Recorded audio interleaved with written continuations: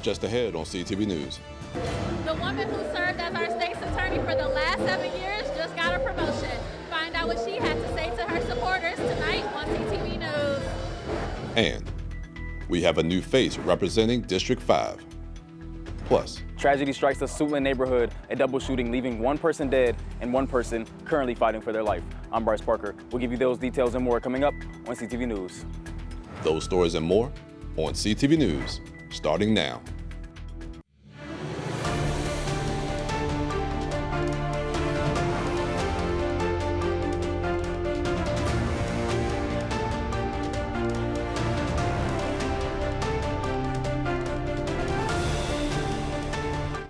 Good evening. This is CTV News for June 4th. I'm Marquette Shepard. And I'm Katara Jones. Thanks for joining us. Well, last night was a big night for the Democratic Party as State's Attorney Aisha Braveboy was elected as the new county executive. CTV's Sierra Jackson was there in the middle of the celebration and has our story. I take no vote for granted, and I again want to continue to connect with the voters and let them know that I appreciate them however they vote, but I'm hoping it's for me. Tonight, as votes are still coming in, we now know that history has been made in making Aisha Braveboy the next county executive for Prince George's County. The seat was left open after Angela Alsobrooks was elected to the U.S. Senate last year. Aisha Braveboy, who has served as Prince George's County State's Attorney for the past 7 years, thanked supporters after the race was called. Everyone who has been elected to serve, we have all agreed that we are going to work together to serve you and not ourselves. Colleagues say they look forward to seeing her turn the county around and being a fair leader. I'm looking forward to working with her during that time, to helping her to be successful, because when she's successful, we're all successful. One of the reasons why I endorsed her in the primary is because I understood that my part of the county had been ignored for a very long time. And she's really been committed to ensure that if you're on the north part of the county, central or southern part, that you're going to feel the impact of the county resources. I think she's a fair leader. I think she has a great vision around economic development, and we have to move from a bedroom community to actually building business community, and she's really committed to doing all of those things. Braveboy says her priorities as county executive include cleaning up the county and using her legal experience to tackle crime. I'm going to start by cleaning up Prince George's County. Your roadways, the trees that need to be trimmed, the hedges that need to be cut back, the grass that needs to be mowed. I will prioritize that because this county should look as beautiful as the people in this room, okay? When it comes to code enforcement, we will be dogged because people who violate the rules shouldn't be allowed to get away with it.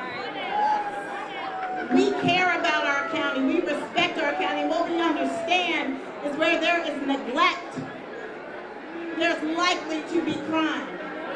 And so there will be no place in Prince George's County that gets neglected. After Braveboy's win tonight, it will be up to the county circuit court judges to select a replacement to serve out the remaining 2 years of her term. Sierra Jackson, CTV News. Thank you, Prince George's County.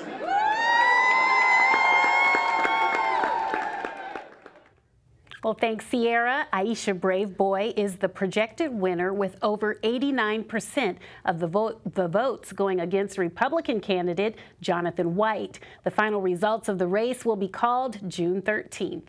CTV News will keep you updated on those results and Braveboy's first day of office.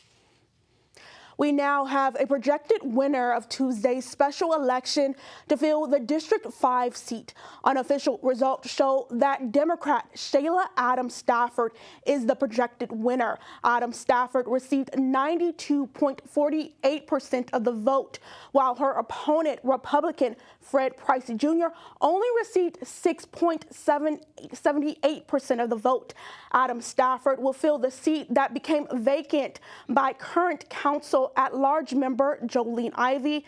She is set to be sworn in on June 17th at 9:30 a.m. at the Curry Administration Building. A Prince George's County police officer in the hospital after a brutal crash in the county this morning. This was the scene after 9 a.m. It happened at the intersection northbound of Crane Highway and Missouri Avenue. The crash was between the officer on his motorcycle and a vehicle. He remains in the hospital now, facing non-life-threatening injuries. The driver did remain on the scene. Police are working to determine the cause of the crash. And the Prince George's County Police Department is now investigating a double shooting that took place yesterday in Suitland. CTV's Bryce Parker is on the scene with more. Yesterday, tragedy struck this Suitland neighborhood. The police responded to a shots fired call to find 2 men suffering from gunshot wounds inside of this apartment building behind me. One of them was pronounced dead on the scene, while the other is currently in the hospital in critical but stable condition. It all occurred on the 5600 block of Regency Park Court just after 12:30 p.m. Since then, police have released the name of the decedent, 32-year-old Myandre McBride. Yesterday, you could see PGPD combing through a scattered crime scene with evidence markers seen on both the inside and the outside of the Suitland apartment. Unfortunately, while the police were working the investigation, children became spectators after being dropped off from their school bus, some of whom were not able to enter their apartment buildings due to the police tape blocking off the active investigation. Police are still working to determine both a motive and identify potential suspects in this case. Police are asking anyone with information to contact the PGPD homicide unit at the number on your screen. They're also offering a $25,000 reward for anyone with information leading to an arrest or an indictment in this case. In Suitland, I'm Bryce Parker, CTV News. This is the 35th death by homicide in Prince George's County this year. Meantime, Prince George's police need your help finding a hit-and-run suspect. The crash happened at the intersection of eastbound Oxon Hill Road, and Livingston Road. Last Wednesday, officers found 25-year-old Marquise Maddox in the roadway, suffering from trauma. Maddox later died of his injuries on Sunday. The investigation shows the driver was in a gray or silver 4-door sedan, and it should have damage to the front end. Anyone with information on this case is asked to call 301-731-4422. Attorney General Anthony Brown announces the conviction of an Annapolis man for a retail theft scheme. The suspect is 57-year-old David Bernhardt. Officials say Bernhardt was involved in 62 retail thefts that targeted Lowe's and Home Depot stores across 5 counties in Maryland, including here in Prince George's. Those stores lost about $14,000. Bernhardt did pay the full amount of restitution to those stores. He will be placed on 5 years of supervised probation. President Trump's 50% tariff on imported steel and aluminum went into effect today. Foreign-made steel and aluminum is used in a range of products, from automobiles, soup cans, and refrigerators to the large shipping containers that bring those products to the U.S. The 50% tariff went into effect at midnight Wednesday. Steel and aluminum from Britain will remain at 25%. The president indicated it was a result of the recent trade deal reached between the two countries. Trump defends his tariff policy, saying it will protect U.S. industries and help maintain national security. Well, the man who brought us the book, The Art of the Deal, now says one of his chief rivals on the world stage is, quote, extremely hard to make a deal with. That's President Donald Trump. He posted his comments targeting China's Xi Jinping on Truth Social. His comments, which also included that he liked the Chinese leader, came after a White House letter was sent to trading partners urging them to strike deals, while Trump's reciprocal tariffs that were put on most countries are temporarily paused. The U.S. struck a trade deal with China last month to lower the nation's imports from 145% to 30%. But just last week, Trump accused them of violating the deal. Meantime, a new report shows how many immigrants that are in the United States without permanent legal status. The Center of Migration Studies reports that in 2023, 12.2 million immigrants who did not have permanent legal status were in the United States. This is an increase of 2 million people from 2020 to 2023. The fastest growing states that have immigrants without permanent legal status include Florida, New York, and New Jersey. New transcripts reveal moments just before the Dolly crashed into the Francis Scott Key Bridge last year. The transcripts include details about several alarms that were found on the ship's bridge the day before the crash. The ship's master instructed that a full report of those alarms be written up. Now, moments before the crash, multiple alarms were activated. It is revealed that the pilot warned the dispatcher that the ship lost power and that he also lost control of the boat. Now, the transcripts were released by the National Transportation Safety Board. You're watching CTV News. I'm Katara Jones. And I'm Marquette Shepard. Still to come, one local police department is looking for some new recruits. Find out which one and what they're offering when we come back.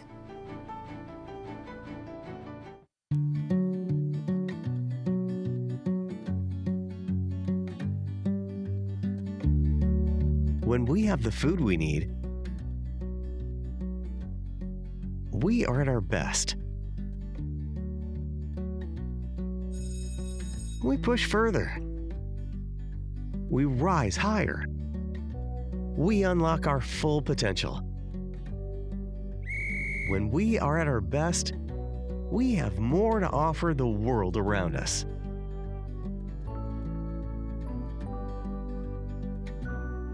When we have the food we need, we make our communities stronger.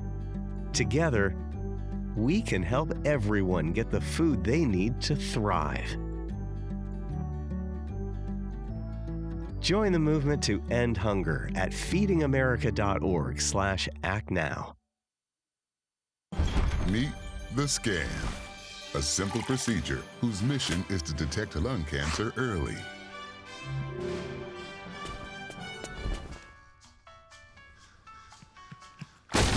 I'm here to save you. But I feel fine. That's great, but you may still be at high risk for lung cancer. Oh man, that's a new fence. If you smoke, early detection could save your life. Learn more at savedbythescan.org. We're with Bridget, whose husband won't be home for months, and whose daughter is due any day. We're with Mike, who's leaving home to protect his family and yours. Thanks to your donations, we're with all service members and their families who need community, connection, and maybe a bit of magic. Are you with them? Learn more at uso.org today. Big changes are coming to school funding in Maryland, and Prince George's County public schools are getting ready. Starting in the 2025-26 school year, all districts must fully roll out the Blueprint for Maryland's Future, a new funding model that puts more resources where they're needed most. Instead of a one-size-fits-all approach, the new system ties funding to student needs. That means more support for schools serving English learners, students with disabilities, and families facing economic challenges. Yesterday, Longfields Elementary School welcomed a special guest.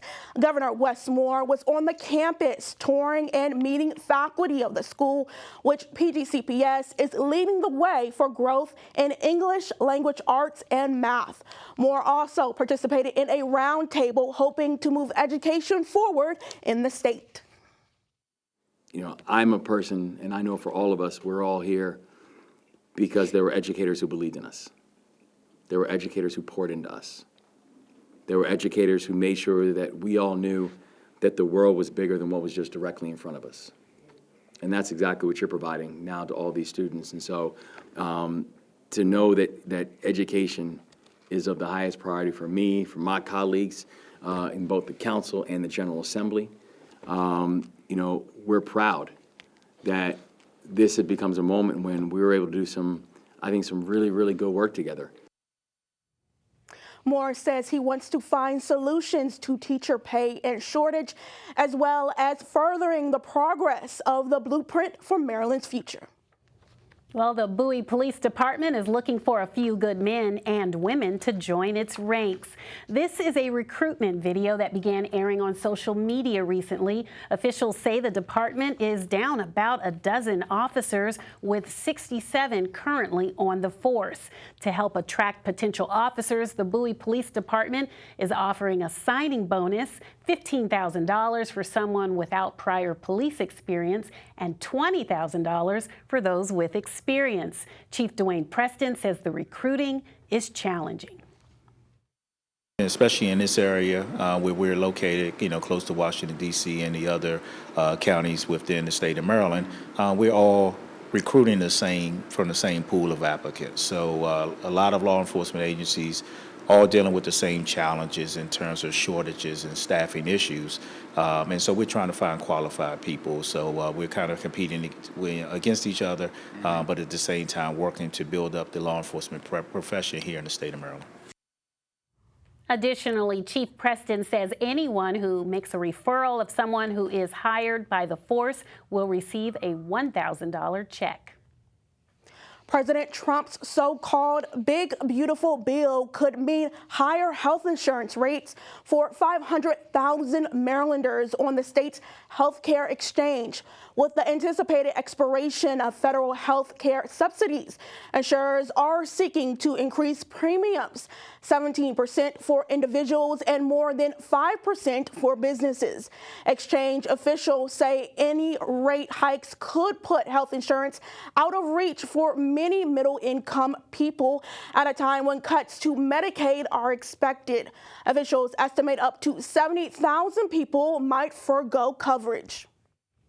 A new Maryland law on payday loan apps is drawing criticism, and it hasn't even taken effect yet. Starting in October, earned wage advances, basically small loans you can get through an app, will be regulated under House Bill 1294. But consumer advocates say the law doesn't go far enough. The new law caps fees at $7 and requires apps to preset the tip to $0, but it still lets them keep asking for that tip, and there's no monthly cap on how much you can borrow. A new report shows that U.S. inflation slowed last month. According to the U.S. Department of Commerce, consumer prices rose just 2.1% in April. This is down by 2.3% in March. This is the lowest the consumer price has been since last September.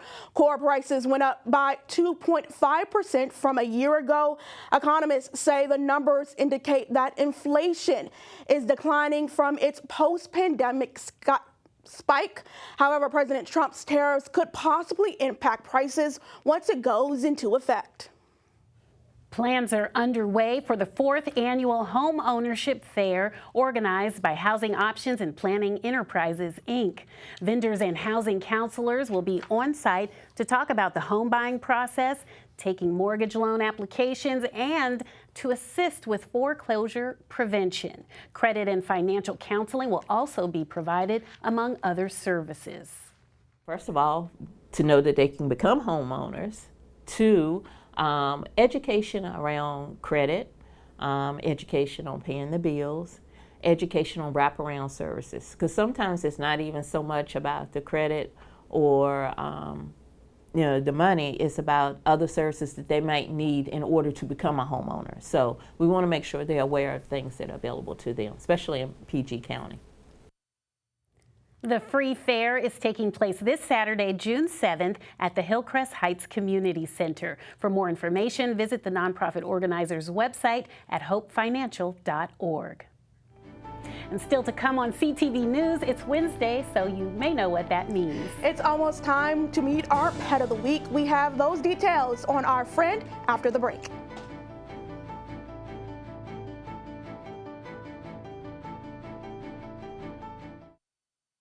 My name's Stacy, I'm 57, and I was adopted in 2020. We were adopted in 2019. And we were adopted in 2021. We had a house, and it sounds crazy, but it wasn't a home. The one thing that Jake and Emma brought as it became a home. When I met Dakota, he had just turned 14. You weren't there for the first this and the first that. I missed the first words, but we got a lot of other firsts. Watching her say, oh my God, I cannot believe I got my license. And she's like, I passed. And I'm like, girl. See them grow. It is.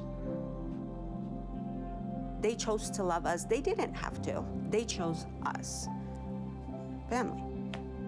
You and you. Kids in the middle. What I thought was a complete life was nowhere near complete, but it is now.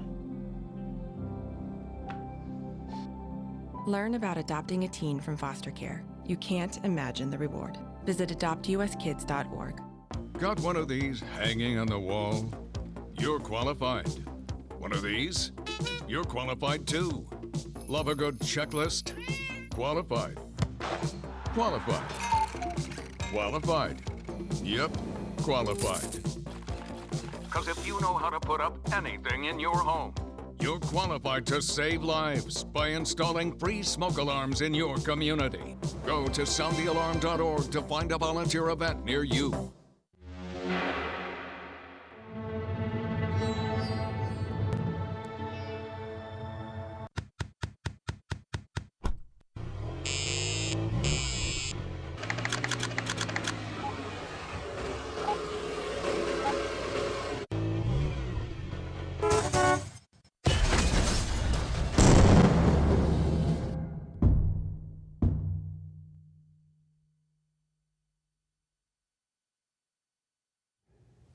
Welcome back. Last month, Six Flags America announced it was closing for good. And while the company says it'll market for the land for redevelopment, history shows that can take a while.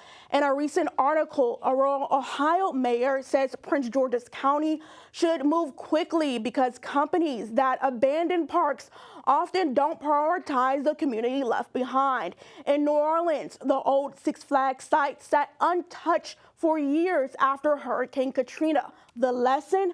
Be aggressive, have a clear vision, and make your voice heard. The USDA is issuing a health alert for ground beef products contaminated with E. coli. The organic ground beef product from Organic Rancher was made on May 22nd and the 23rd and distributed in Connecticut, Georgia, Illinois, and here in Maryland. A recall wasn't requested because the product is no longer available for purchase. No reports of illnesses have been reported at this time. Officials urge anyone with the product not to eat it and throw it away immediately.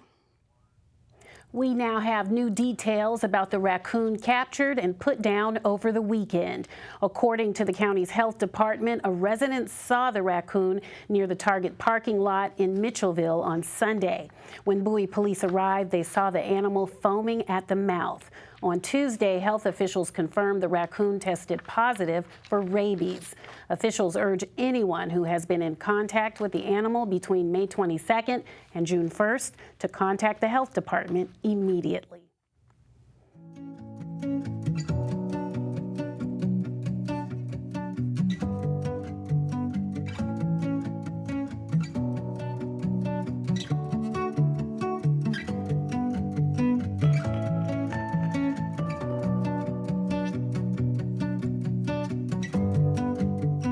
Well, it's time to pause for our pet of the week. Meet Woody. He's a tricolor Waymariner mix. He has been at the shelter since May 22nd.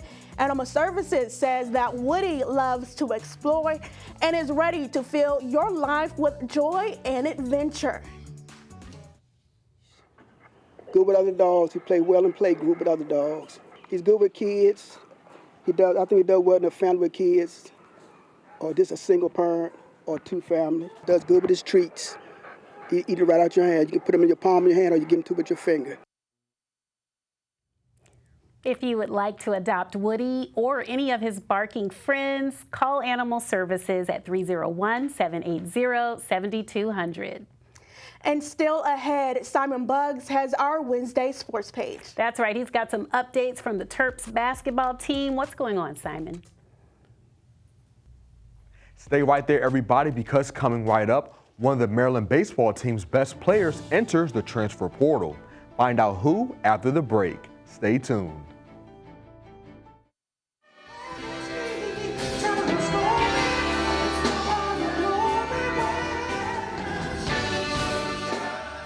Experience a golden era of music with Motown Explosion at the Bowie Center for Performing Arts, Sunday, June 8th. Doors open at 2 p.m. For tickets, visit bowiecenter.org or call 301-805-6880. Communities must step up. Laws and alone protest cannot against this stop the bullying. normalization. Well, I completely disagree. Point of inquiry, do you guys even realize that the #1 killer of children and teens are gun injuries? You're probably starting to realize now, this is not a debate. There is no adult in this earth that wants children to die. I worry for my kids.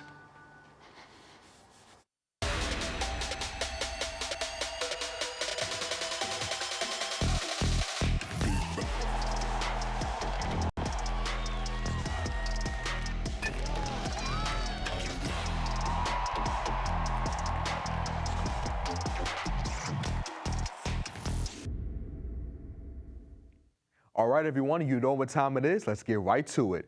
OTAs continue for the Washington Commanders, and one question surrounding the team going into the 2025 season is, how will the team perform now that there are expectations? The team is going to have to be better in all phases of the game, especially on the offensive side of the ball, which will be tough since teams do have tape on the Cliff Kingsbury-led offense. But head coach Dan Quinn touched on making sure that side of the ball stays one step ahead of their opponents. There's a lot of playbook that people haven't seen, number one, featuring some new players and into some different spots. And you know how important that is to us, Ben, to say what can unique players do and find the spots to do them. I think Cliff's excellent at that. And so as we're going through, that's what's kind of fun about now, exploring some new thoughts, some new ideas and some scheme, while like sharpening on the things like, can I go from really good at something to elite and to the best at this concept, this type of play, this footwork. And so that's what we spend a good bit of time doing. It's definitely going to be interesting to see how the burgundy and gold season pans out. In other news, a player from the Terps baseball team will be moving on as shortstop Chris Akopian has entered the transfer portal. After a great freshman season, the Maryland native stellar play continued in his sophomore year, leading the team in batting average along with recording 14 home runs and 61 RBIs. He was also named to the All-Big Ten second team for the second year in a row. The Terps had a disappointing 2025 season, finishing with a 27-29 record. Hakobian is the fourth player from the team to enter the transfer portal. Moving on to some news from the gridiron, the Terps football team landed another recruit as tight end Braden Marco has committed to playing for head coach Mike Loxley. Marco, who is going into his senior year, currently plays at Gonzaga High School. The 6'6", 240-pounder had a great season for the Eagles last year, being named to the WCAC first team. Meanwhile, the Washington Mystics fell to the Indiana Fever last night, 85-76. The team is now 3-5 and will return to action against Sabrina Ionescu and the New York Liberty tomorrow at 7:30. And the Washington Nationals dropped their first game of this series against the Chicago Cubs, losing 8-3. Game 2 will be held tonight at 6:45. And that wraps up your Wednesday sports page. Simon Bugs, CTV Sports. Well, thanks, Simon. Now let's get a look at our 3-day weather forecast. Tonight, cloudy skies with a low of 66. For the next 3 days, we're staying in the 80s. Tomorrow, mostly cloudy with a high of 85. Friday, partly sunny and a chance of showers with a high of 83. And Saturday, more showers headed our way with a high of 82. And for our community calendar, the city of Bowie is hosting Bowie Fest. This is the city's 48th year putting on the festival, which features multiple performances and vendors throughout the day. The event will be held this Saturday at Allen Pond Park from 11 a.m. to 5 p.m. There will also be a shuttle bus service running from 9 a.m. to 6 p.m. so you don't have to worry about parking. For more information, call 301-803-3078. And that wraps up CTV News for now. Thank you so much for joining us. We'll see you again tomorrow. Good night.